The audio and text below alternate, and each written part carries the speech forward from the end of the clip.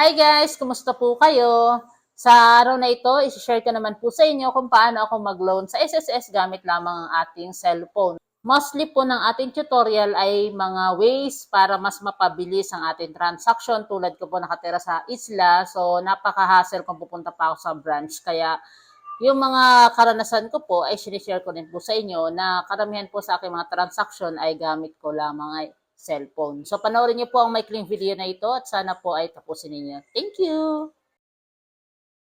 Pasok lang po tayo sa ating SSS account. So kung familiar na po kayo sa aking mga video tutorials, meron po tayong video about paano gumawa ng SSS account sa cellphone at mga iba pang gagawin about sa SSS, yung mga experience po natin na andyan po sa playlist, maaari nyo pong i-check para makita nyo po at madali na lang para sa inyo. So, paano nga ba ako mag-loan sa SSS gamit ang ating cellphone?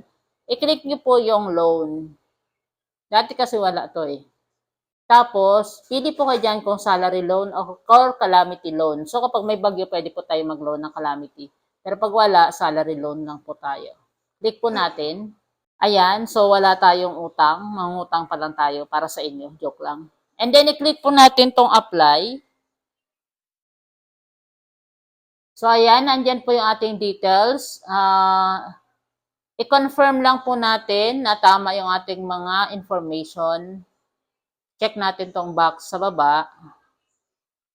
Tapos, pag na-check mo yan, magbublue na yung proceed, i-click lang natin. So, dito natin makikita kung magkano yung pinapautang sa atin ng SSS. So, i-check natin kung magkano nga ba yung papautang niya sa akin.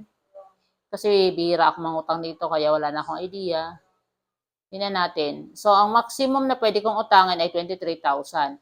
Kailangan po pala meron kayong disbursement bank or account like mga naka-enroll dito na bank kung saan papasok yung inyong pera. Kasi kung wala, kailangan niyo po muna mag-enroll. Yan lamang po, ganun lamang po kadaling mag-check or umutang sa SSS gamit ang online. So, pagkatapos mo niyan, i-check mo na lang yung disbursement bank mo dyan, and then bumagbublue yung next. Tapos, yun na yun. Automatic na po yun. Pwede ka na po, magpa-process na po yun. Hintayin nyo na lang may email. Yun lamang po. At kung nagustuhan yung video na ito, pakita man po ang like and then subscribe. Thank you so much po and see you po sa aking susunod na video tutorials. God bless!